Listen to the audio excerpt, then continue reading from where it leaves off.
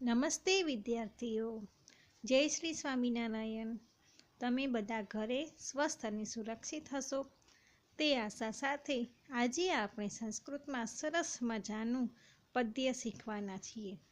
આ પદ્યનું નામ છે અજેયઃ સ ભવિષ્યતિ. તે અજય થાય છે. તે એટલે કોણ? તો આપણે બધા. કેવી રીતે આપણે અજય થઈએ છીએ તે અહીં આપણે સમજાવવામાં આવ્યું છે. અહીં મુખ્યત્વે 8 શ્લોક આપેલા છે અને 8 શ્લોક છે તે ચાણક્યના રચિત રાજનીતિને ઉપદેશ આપતું નીતિસારમાંથી લેવામાં આવ્યું છે.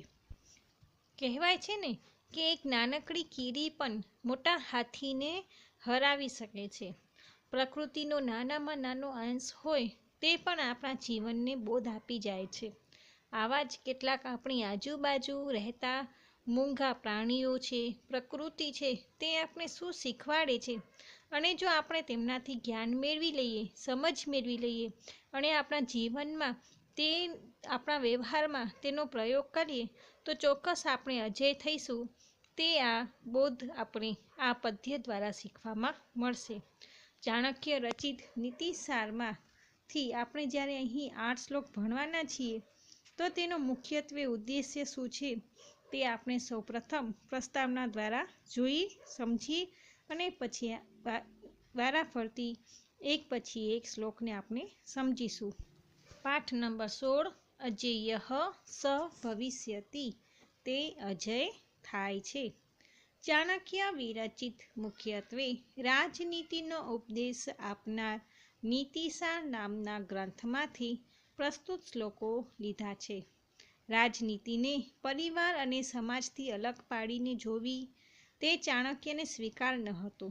તેથી તેઓ રાજનીતિના ઉપદેશની સાથે માનવ જીવનના દરેક ક્ષેત્રને આવરી લે તેવા ઉપદેશો આપતા રહ્યા છે. ચાણક્યની એ વાત પણ હંમેશા યાદ રાખવા જેવી છે કે માણસ જો સતર્ક બનીને વિચારપૂર્ણ રીતે દુનિયાને જોતા શીખી જાય તો દુનિયાની બધી જ વસ્તુઓ અને ઘટનાઓ તેને વ્યવહારોચિત અને સુખી થવા માટેના કર્મોનો ઉપદેશ આપતી રહે છે, જેને અનુસરીને માણસ પોતાના જીવનને ઉત્તમ બનાવી શકે છે. આપણી આસપાસ વિચરતા વિવિધ પ્રાણીઓને ભલે આપણે સારા અને ખરાબની શ્રેણીમાં વિભાજિત કરતા હોઈએ, પણ ચાણક્ય જેવા વિદ્વાનો તેમની પાસેથી સતત કંઈક ને કંઈક શીખતા રહે છે. આવા જ એક પ્રસંગમાં સિંહ અને બગલામાંથી 1, કૂતરામાંથી 6, ગધેડા પાસેથી 3, કાગડા પાસેથી 5 અને કુકડા પાસેથી 4 ગુણો શીખવા માટેની પ્રેરણા આપતા નિમ્નલિખિત પદ્યો ચાણક્યે રચ્યા છે. મનુષ્યે પોતાના વ્યક્તિત્વના વિકાસ માટે, આ જીવન સફળ બનાવવા માટે આ તમામ 20 ગુણોને જાણી લેવા જોઈએ અને તેમને વ્યવહારમાં આચરવા જોઈએ. પ્રાણીઓની ઉપેક્ષા કરવાની બદલે તેમની પાસેથી પણ માર્ગદર્શન મેળવવું જોઈએ. એ પણ આ પાઠમાંથી સમજી શકાય છે. એટલે કે આપણી આજુબાજુ રહેતા જે મૂંગા પ્રાણીઓ છે જેને આપણે વિભાજિત કર્યા છે કે આ જંગલી પશુ છે અને આ પાળતું પશુ છે, પણ આ દરેક પાસેથી આપણે કંઈક ને કંઈક શીખવા મળે છે. તો ચાલો કયા પ્રાણીમાંથી કેટલા ગુણ આપણે શીખવાના છે તે આપણે જોઈએ. પ્રથમ શ્લોક સિંહાદેકં બકાદેકં ષટ્સૂનઃ ત્રીનિગર્ધપાત વાયસાત પંચશિક્ષેશ્ચ ચત્વારી કુક્કુટાદપી. અહીં જે પ્રાણી પાસેથી આપણે શીખવાના છે તેના કેટલા ગુણ શીખીશું તે અહીંથી પ્રથમ શ્લોકમાં સમજાવે છે કે સિંહાદેકમ એટલે કે સિંહ પાસેથી 1, બકાદેકમ એટલે કે બગલા પાસેથી 1, ષટ્સૂનઃ સૂનઃ એટલે કે કૂતરો, કૂતરા પાસેથી 6, ત્રીણી ગર્ધપાત ગર્ધભાત એટલે કે ગધેડા પાસેથી, ત્રીણી એટલે કે 3, વાયસાત પંચઃ વાયસા એટલે વાયસ એટલે કે કાગડો, કાગડા પાસેથી 5 અને કુક્કટાદપી કુક્કટા એટલે કે કુકડો, કુકડા પાસેથી ચત્વારી એટલે કે 4 ગુણો શીખશો એટલે કે શીખવા જોઈએ. માણસોને સિંહ પાસેથી 1, બગલા પાસેથી 1, કૂતરા પાસેથી 6, ગધેડા પાસેથી 3, કાગડા પાસેથી 5 અને કુકડા પાસેથી 4 ગુણો શીખવવા જોઈએ. અહીં આપણે પ્રથમ શ્લોકમાં આપણે સિંહ, બગલો, કૂતરો, ગધેડો, કાગડા અને કુકડા પાસેથી કેટલા ગુણો શીખવાના છીએ તે અહીં સમજાવ્યું છે. હવે એના પછી બધા શ્લોકોમાં એક એક પ્રાણીના જે વિશેષ ગુણો છે તે આપણે સમજીશું. તો અહીં પ્રથમ શ્લોકમાં આપણે જોયું કે સિંહ પાસેથી 1, બગલા પાસેથી 1, કૂતરા પાસેથી 6, ગધેડા પાસેથી 3, કાગડા પાસેથી 5 અને કુકડા પાસેથી 4 ગુણો એટલે કે આમ કુલ 20 ગુણો આપણે આ પદ્ય દ્વારા શીખવાના રહેશું. હવે એના પછીનો બીજો શ્લોક આપણે જોઈ લઈએ. પ્રભુતમ અલ્પકાર્યમ વા યો નરઃ કર્તુમ ઇચ્છતિ સર્વારંભેન તત્કૃયાત સિંહાદેકં પ્રકૃતિતમ. હવે અહીં સૌ પ્રથમ સિંહનો જ એક ગુણ છે તે આપણે સમજવાના છીએ. પ્રભુતમ અલ્પકાર્યમ. પ્રભુત એટલે કે વધારે અને અલ્પ એટલે કે ઓછું. વધારે કે ઓછું કાર્ય. જે નર યો નરઃ એટલે કે જે નર કર્તુમ ઇચ્છતિ એટલે કરવાનું ઈચ્છા કરે છે. જે માણસ ઘણું કે થોડું કાર્ય કરવા ઈચ્છે છે તેણે સર્વારંભેન તત્કુર્યાન. સર્વારંભ એટલે કે સર્વ પ્રકારના ઉદ્યમ એટલે કે પરિશ્રમ કરવું. તત્કુર્યાત એટલે કે કરવું જોઈએ. સિંહાદેકમ પ્રકૃતિતમઃ. સિંહ પાસેથી આ આપણે ગુણ એક જોવા મળે છે એટલે કે કહેવાયું છે. સિંહનો કયો ગુણ છે? તો જે માણસ ઘણું કે થોડું કાર્ય કરવા ઈચ્છે છે તેને તે સર્વ પ્રકારના ઉદ્યમ વડે કરવું જોઈએ. એટલે કે આપણે જે કામ કરવું હોય, પછી તે નાનું કામ હોય, વધારે કામ હોય કે થોડું કામ હોય, પણ તેમાં પૂરેપૂરો પરિશ્રમ કરીએ તો તે કાર્ય ચોક્કસ પૂર્ણ થાય છે. સિંહ પાસેથી આ ગુણ આપણે શીખવા મળે છે. જ્યારે સિંહ શિકાર કરે છે ત્યારે તે ગમે એ પ્રાણી હોય, હાથી હોય કે હરણ હોય, આપણે ઘણી વખત ટીવીમાં પણ જોતા હોઈએ છીએ, પણ જ્યાં સુધી તેને મેળવતો નથી, શિકાર કરી નથી શકતો, ત્યાં સુધી તેને પૂરેપૂરો પરિશ્રમ કરીને તેને મેળવે છે એટલે કે તેનો શિકાર કરે છે. તો સિંહનો જે આ એક ગુણ છે તે આપણે દરેક માણસને ગ્રહણ કરવું જોઈએ. ફરીથી એક વખત આપણે આ શ્લોકને જોઈ લઈએ. પ્રભુતમ અલ્પકાર્યમ વાયો નરઃ કર્તુમ ઇચ્છતિ. જે માણસ ઘણું કે થોડું કાર્ય કરવા ઈચ્છે છે તેને સર્વારંભેન તત્કુર્યાત સિંહાદેકમ પ્રકૃતિતમ. તેને સર્વ પ્રકારના પરિશ્રમ વડે કરવું જોઈએ. સિંહ પાસેથી આ એક ગુણ લેવા જેવું છે અથવા કહેવાયું છે. હવે ત્રીજો શ્લોક. સર્વેન ઇન્દ્રિયાણિ સંયમ્ય બકવત પતિતો જનઃ કાલદેશોપપન્નાનિ સર્વકાર્યાનિ સાધયતે. હવે અહીં બગલાના ગુણ વિશેની વાત થઈ છે કે સર્વ ઇન્દ્રિયાની એટલે કે બધા જ ઇન્દ્રિયોને, આપણા જે શરીરના જેટલા ઇન્દ્રિયો છે બધાને સંયમ્ય એટલે કે કાબૂમાં રાખવું અથવા સંયમમાં રાખવું. બકવત એટલે કે બગલાની જેમ. પતિતઃ જનઃ પડેલો માણસ. જે માણસ બગલાની જેમ ઇન્દ્રિયોને સંયમિત રાખી શકે છે તે માણસ કાલદેશોપપન્નાની સર્વકાર્યાની સાધયતે. જે માણસ કાળ પર્યંતી એટલે કે કાળ અને દેશના સંદર્ભમાં સર્વ કાર્યાની એટલે કે બધા જ કાર્યો સાધયતે એટલે કે સિદ્ધ કરી શકે છે. જે માણસ બગલાની જેમ પોતાના બધા જ ઇન્દ્રિયોને સંયમિત રાખી શકે છે, એટલે કે સમજદારીપૂર્વક પોતાના ઇન્દ્રિયોનો પ્રયોગ કરે છે, કામ કરે છે ઇન્દ્રિયો વડે, તે કાળ અને દેશના સંદર્ભમાં સર્વ કાર્યોને સિદ્ધ કરી શકે છે. એટલે કે બગલા આપણે શું શીખવાડે છે કે પોતાના બધા જ ઇન્દ્રિયોને સંયમિત રાખીને જો આપણે કામ કરીએ, એટલે કે ઉતાવળમાં વિચાર કર્યા વગર કોઈ પણ કામ કરવું જોઈએ નહીં. જ્યારે આપણે વિચાર્યા વગર કે ઉતાવળે કોઈ કામ કરતા હોઈએ છીએ ત્યારે એનું પરિણામ આપણે ઊંધું જ મળે છે. એટલે જો લાંબા સમય સુધી આપણે જે પરિણામનું ફળ મળે છે તે ટકી રહે, તેના માટે બધી જ ઇન્દ્રિયોને સંયમિત રાખીને બગલાની જેમ આપણે બધા જ કાર્યો કરવા જોઈએ, તો તે ઘણા સમય સુધી સ્થિર રહે છે.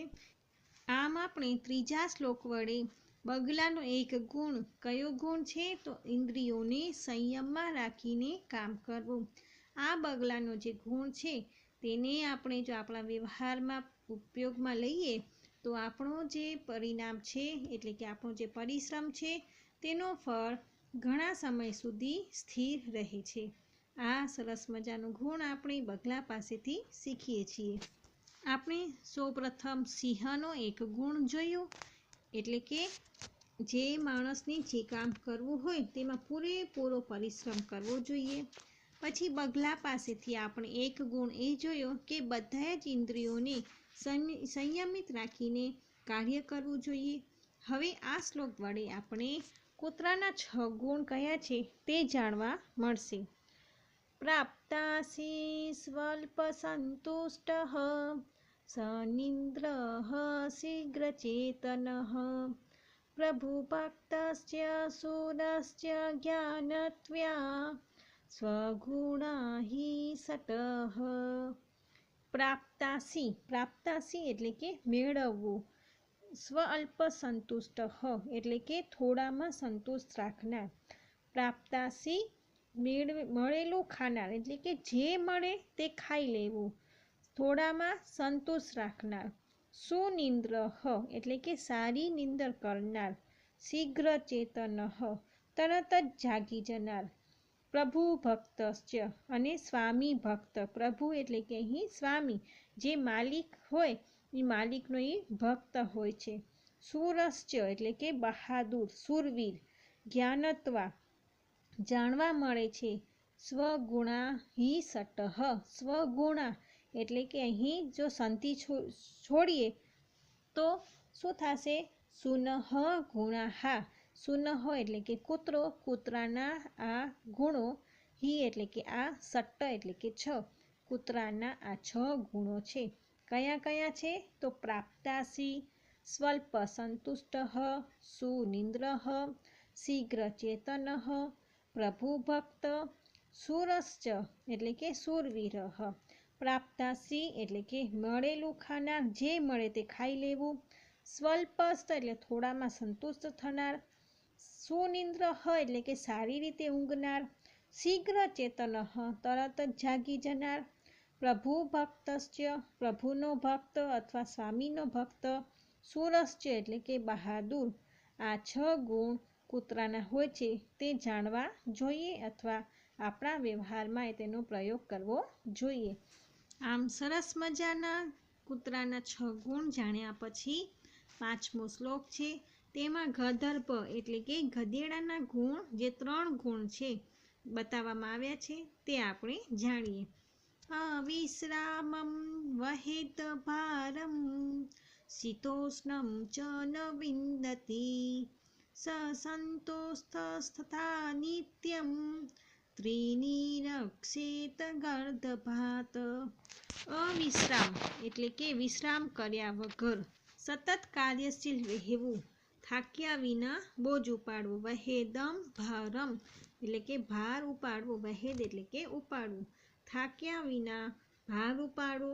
શીતોષ્ણ ચ ન વિંદતિ, ઠંડી. શીત અને ઉષ્ણ બે સમાસ અહીં છે, દ્વંદ્વ સમાસ. શીત પ્લસ ઉષ્ણ એટલે કે ઠંડી અને ગરમીની પરવા કરતો નથી. ચ ન વિંદતિ એટલે કે ઠંડી હોય કે ગરમી તેની તે પરવા કરતો નથી. સતત કામ કર્યા કરે છે, ભાર ઉપાડ્યા કરે છે.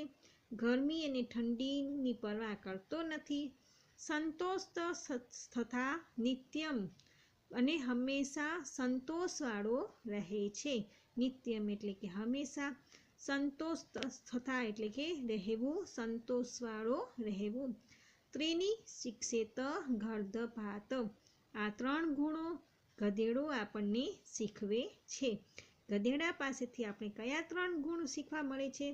તો અવિશ્રામ વહેદમ ભારમ એટલે કે થાક્યા વિના બોજ ઉપાડવો, શીતોષ્ણ ચ ન વિંદતી ઠંડી ગરમીની પરવા કરતો નથી, સંતોષ તથા નિત્યમ અને હંમેશા સંતોષીવાળું રહેવું.